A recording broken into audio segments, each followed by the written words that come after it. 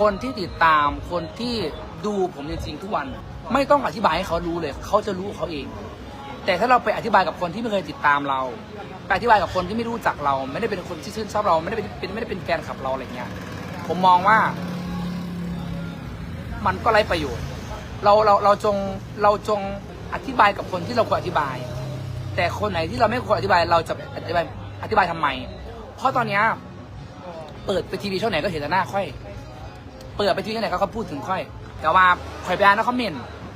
มันไม่มีใครด่าพวกค่อยเด็ข่อยไปอ่านแล้วคอมเมนต์ไม่มีใครตำหนิพวกค่อยเลยเพราะเขาคือจริงๆแล้วคนที่ติดตามผมอ่ะไม่ต้องไปนั่งอธิบายเลยว่าผมเป็นยังไงเพราะเขารู้อยู่แล้วเขาโหสันดานเขาอยู่แล้วเพราะซีพี่น้องข่อยเนี่ยมีคนสีลมมาหลายเดือนแล้วมีคนพยายามจะล้มมีคนพยายามจะทำลายมีคนพยายามที่จะเนื่องด้วยว่าอายุเรามันน้อยแล้วมันประสบความสำเร็จเร็ว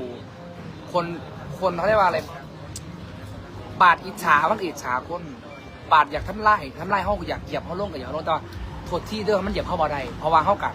บารมีเขากับหลายเขากับสั่งคนหลายเขากับเห็นน้ำคนหลายคนก็เลยหักแพงก็เลยตุ่มก็เลยหอมเขาเอาเฮา